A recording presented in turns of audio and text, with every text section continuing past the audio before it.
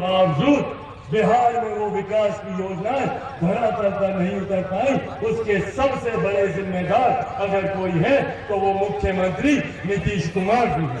इसीलिए साथी, इसीलिए अंत में यह आग्रह करना है कि ऐसे नेताओं को चुनकर बिहार की विधानसभा में भेजे जो हमारे प्रधानमंत्री आदरणीय नरेंद्र मोदी जी की सोच को मजबूत करने का काम करे, जो मेरे नेता स्वर्गीय रामविलास पासवान जी के अधूरे सपनों को पूरा करने का काम करे।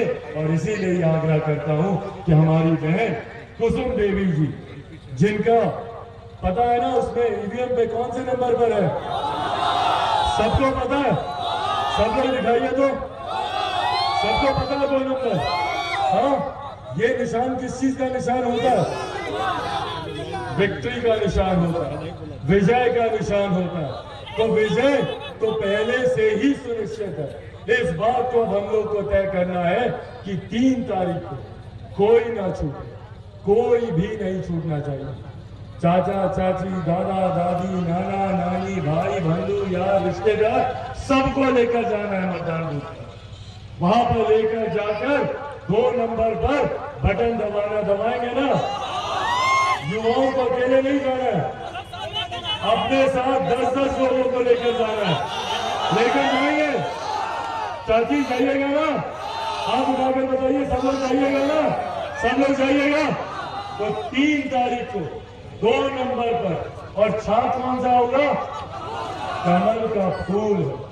कमल के फूल पर बटन दबाकर आप लोगों को अपना आशीर्वाद देना। और सही मायने मेरे नेता को अगर श्रद्धांजलि, मेरे नेता के तमाम समर्थक, यहाँ पे मौजूद तमाम लोग सही मायनों में स्वर्गीय रामविलास पासवान जी को श्रद्धांजलि, जिन्होंने अपनी अंतिम सांस तक बिहारियों के लिए वो चिंता करते हैं। साथ ही में यहाँ से जिनका निधन हुआ सुभाष जी, वो भी अपनी अंतिम सांस तक संघर्ष करते रहे। सही मायनों में इन दोनों नेताओं को अगर सही में श्रद्धांजलि होगी तो वो श्रद्धांजलि हमारी बहन कुसुम देवी जी की जीत से वो श्रद्धांजलि होगी। यही अंत में आप लोगों से वादा लेने आया हूँ, और अंत में आप लोगों से पुनः आग्रह करूंगा और ये विश्वास दिलाकर जाऊंगा कि चिराग पासवान मजबूती से हर सुख दुख में आपके साथ खड़ा, और आप लोगों का साथ ही है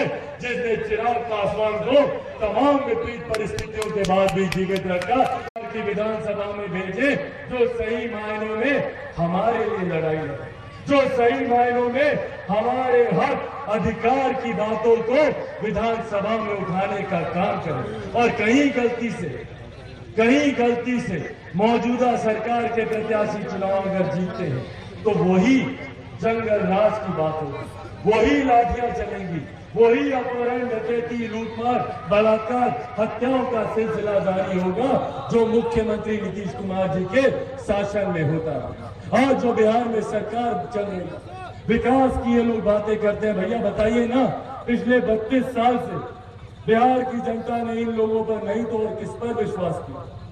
90 के दशक से लेकर आज तक बिहार में इन्हीं लोगों की सरकार रही है। भले वो राष्ट्रीय जनता दल हो या जनता दल यूनाइटेड हो, यही लोग पिछले 32 साल से सरकार में। और आज ये लोग बात करते हैं भैया हम लोग बिहार में विकास करेंगे। जो लोग जब सत्ता से बाहर होते हैं तो लाखों रोजगार देने की बात करते हैं, और जब सत्ता में आते हैं तो वापस से लाठी चलाने का काम हमारे युवाओं पर, हमारे शिक्षकों पर किया जाता है। ये इनकी दोहरी नीति को दिखाता है। जब विपक्ष में कोई रहता है तो कहा जाता है भैया सीटेट बीटेट सबको भर्ती की जाएगी, 7वें चरण की भर्तियों की बात होती है, सुशासन की बात होती है, यहाँ पर मंगल राज कायम करने की बात होती है। पर वही सत्ता में आने के बाद वही अपहरण, वही हत्या, वही बलात्कार, वही लूटमार का सिलसिला जारी होता है। ये अब हम लोगों को समझना है और हम लोगों को जानना है कि भैया सही मायनों में कौन दिन रात सुख दुख की घड़ी में हमारे साथ खड़ा, कौन सही मायनों में हम लोगों के लिए लड़ाई लड़ने का काम करता है।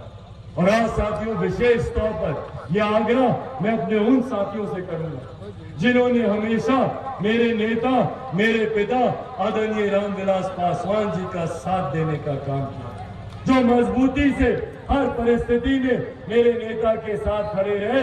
मैं उन लोगों से भी अंत में यह आग्रह करूंगा, मेरे नेता को गए आज लगभग 2 साल हो गए। इन 2 सालों में मैंने हर संभव वो प्रयास किया, भले मुझे सड़क पे रह के संघर्ष करना हो, मैं कभी ना घबराया ना विचलित हुआ। मैंने हर संभव प्रयास किया कि कैसे मैं अपने नेता के सपने को पूरा करूं। विकसित राज्य बनाना मेरे नेता का सपना था। उन्होंने 50 साल से ज्यादा, 5 दशक से ज्यादा सक्रिय राजनीति में उन्होंने दिए ताकि हमारे प्रदेश के लोग आगे बढ़ सकें।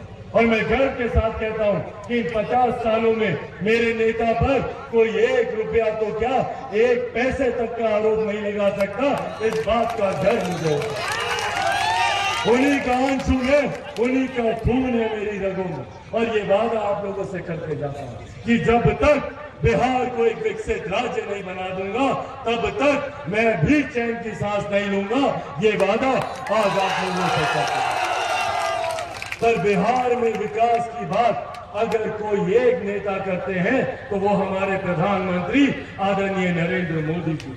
कोई एक व्यक्ति जो बिहार को विकास की राह पर मजबूती से आगे लेकर जाने की सोच रखते हैं, भैया मैं उनकी सोच में कभी कोई खोट नहीं हो सकती। हमारे प्रधानमंत्री जी की सोच यकीनन यहाँ पर जिनके माध्यम से वो विकास को धरातल पर उतारने का प्रयास कर रहे थे, वो नेता गलत थे।